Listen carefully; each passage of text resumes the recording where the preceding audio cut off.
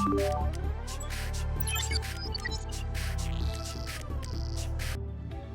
morning, class. For today's objective, we are going to discuss Introduction to Literature. Obviously, when you say introduction, these are the basic things that you should know first before proceeding to a more complex topic. Let's start. Literature, in its broadest sense, it is any kind of written work such as poetry, novels, short stories, essays, even newspapers and brochures. Literature can also be or derive from the Latin word literatura, which means writing formed with letters. It is emphasized as writing formed with letters because in ancient writing system, they expressed themselves not directly as letter, but through signs, pictures, and most of the time through oral. It can also be spoken or sung text because there are samples of literatures that can be performed through large crowd or in a large crowd.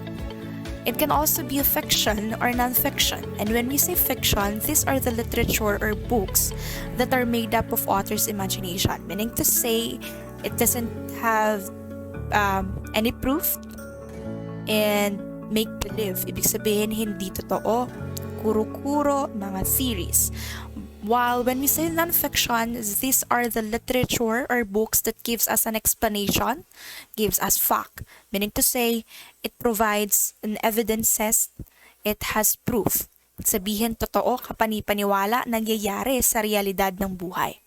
Next, we have poetry or prose. So, literature can also be a poetry or prose. Ano nga ba pinagkaiba ng poetry at ng prose? When we say poetry, it consists of lines, stanza, it has verses, meters, rhymes, or rhyming words. But when we say prose, instead of lines, it consists of sentences, and instead of stanza, for prose, it is a paragraph. Most of the time, literature pieces is based on historical periods with different genre. So let us now distinguish the literary genre. Way back in ancient Greece, literary genre existed with two basic functions. First one is to broaden the knowledge of the people and to entertain. That is why it is categorized into two, which is the tragedy and the comedy. When we say tragedy, it has a sorrowful ending, meaning to say, hindi nagtagumpay si bida, namatay, nakakalungkot, nakakaiyak. For example, The Notebook, Titanic. But when we say comedy, it is a light ending. Kumbaga, masaya. Nagtagumpay ang bida. For example, Home Along the Riles. Yan, yung mga isprikitik kung pumitik walastik. Yan, yung mga palabas ni Redford White at Tibabalu. Yan ay halimbawa ng comedy. The vast amount of literature can be narrowed down into 5 categories. We have poetry, drama, prose, nonfiction, and media. So let us define each. First one is poetry. Okay, poetry is the oldest form of literature and it is being passed from generation to generation through the word of mouth or yung tinatawag natin na oral stories. Bakit kaya nila ginagawa yun or bakit kaya hindi printed written work ang kanilang poetry? To make them easier to remember and recite kasi isinasalin-salin nila yung kwento ng kanilang kultura, ng kanilang practices through oral. Next, it is also a form of art. When we say form of art, poetry consists of the rhyming language. Ibig sabihin, ito yung mga nagko-consist ng mga ornamental language. Mahirap na salita pero nakakapagbigay kulay at ganda sa isang tula. It has also lines, verses, stanzas, meters. As what I have said a while ago, it has also counting syllables o yung pagpapantig. It has rhyme. Okay, so let us now recognize the elements of poetry or the structure of poetry. So, ito yung mga parte ng isang tula. So, we have term, verse, stanza, rhythm, meter, rhyme. Kung makikita nyo sa halimbawa, so meron tayo dyan ito. Dito tayo muna sa rhyme. So we have snow and go. When we say rhyme, these are the syllables that sounds familiar. Okay, whether it is a consonant sound or vowel sound as long as it's the same. For example, yan, yung snow, go, cry, dry. Ano pa? Make, bake. Okay? So, ang tawag natin doon ay rhyme. Next, we have the rhythm. When we say rhythm, it's the beat. Beat of the stressed syllable in each line. Meaning to say, as a writer, you should know the beat per line. So, kailangan alam natin kung alin yung stressed syllable sa isang salita. We also have stanza. Stanza, it consists of group of verses. At pag sinabi naman natin na verses, ito yung mga linya. For example, in one stanza, I have 4 lines. And usually, ganun naman talaga yung pattern. In Filipino, line is called as taludtod. While stanza in Filipino, it is called as sakno. So, meron akong 4 na sakno sa isang, 4 na taludtod sa isang sakno. Next is we have the meter. Meter is the pattern of your stressed syllable. Kagaya nga ng sabi ko, as a writer, kailangan alam mo kung ano yung mga stressed syllable sa isang salita para ma-identify din natin ng mabilis kung ilan yung bilang or pattern ng ating stressed syllable. Okay? Next is we have also the term. So, ginagawa natin yung term more of a definition because in poetry, it has a lot of unfamiliar words or difficult words. So, as a writer, it is our responsibility to provide a context clue or a hint for the reader to understand better your poetry. Next, we have the types of poetry. So, it is divided into 3. But we have what we call the special types. Okay, so we have the lyrical, narrative, dramatic, and special type. Pag sinabi natin lyrical poetry, it is a kind of poem expresses the strong emotions and thoughts of the persona in the poem. Ibig sabihin, kung ako ang writer, isusulat ko kung ako ay masaya, i-express ko ang aking feelings through lyrical poetry at maaari ko itong ikantahin o i-perform in front of the audience. Paano natin ma-identify ng isang poet or ang isang poem ay isang lyrical kapag ito ay may paulit-ulit na salita or linya? Meaning to say, it has a repeated lines throughout the poem.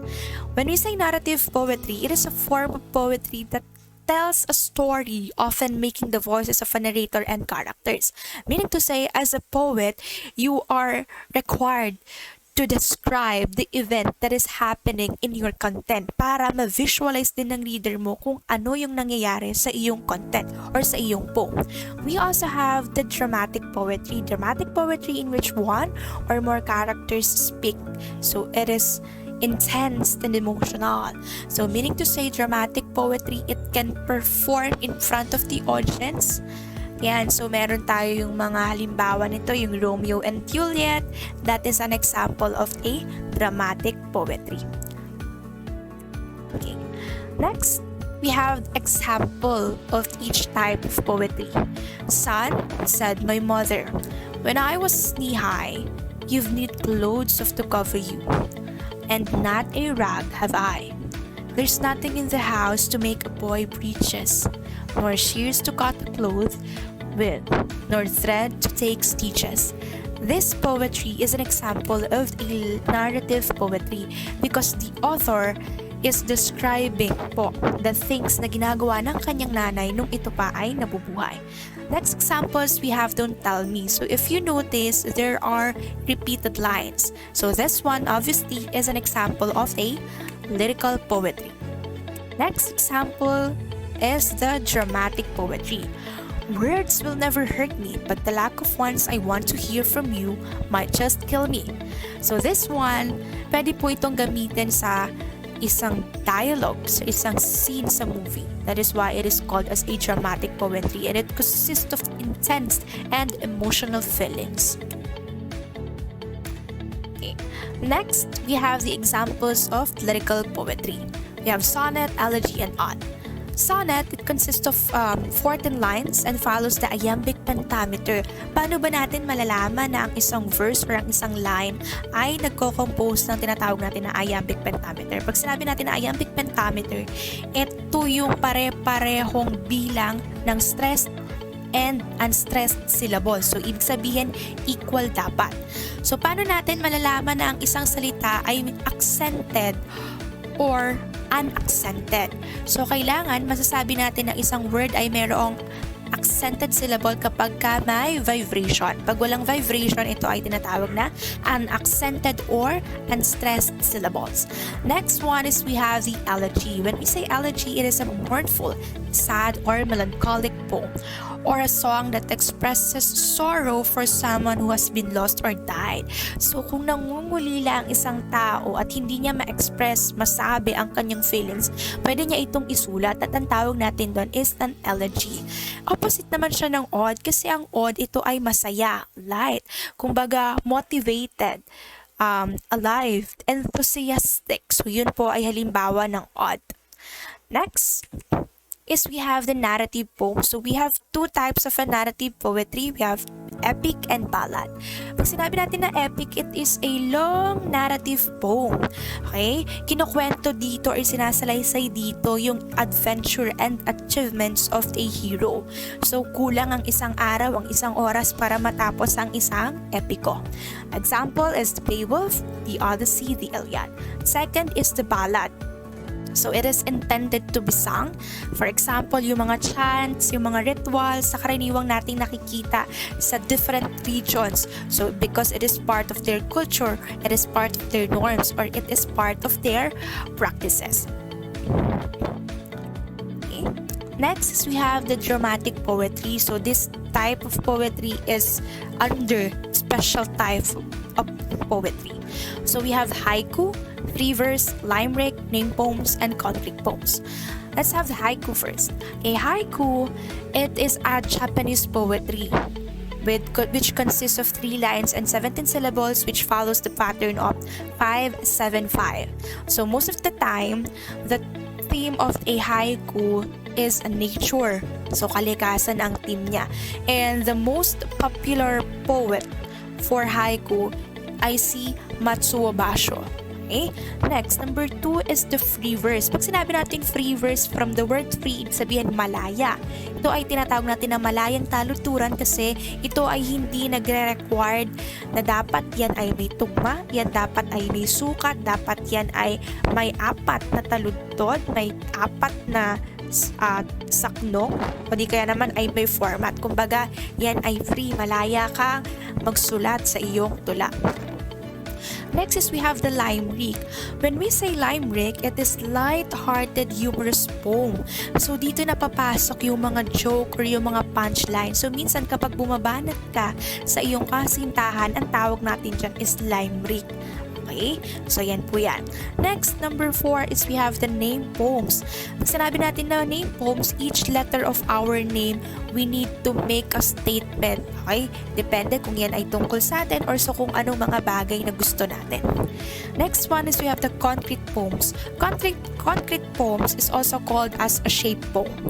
So, yung magiging title ng iyong tula, for example, ball, guitar, plant, moon, dapat yan ay mag-shape then as a moon, as a ball, as a plant, and so on and so forth. So that is a concrete poem or a shape form. Okay. Next type of poetry, or next literary genre is we have the drama, prose, non-fiction, and media. So when we say drama, madali na yan sa atin ma-recognize. Drama, ito man ay tragedy, comedy, melodrama, slapstick humor, or puns, no? Ang tawag natin dyan ay drama. Pag sinabi natin na drama, these are the poetry that can be performed in front of your audience. So, gumagamit siya ng mga characters. Prose naman, yan, instead of lines, ito ay binubuo ng sentences ng paragraphs. Ang halimbawa natin dyan, yan yung novels, short stories, essays, mga editorials. Those are the examples of prose. Next, number 4 is the non-fiction. Kagaya nga ng sabi ko from the very start, non-fiction po, these are the sample of literature that provides facts, explanations, and a complete thought, no?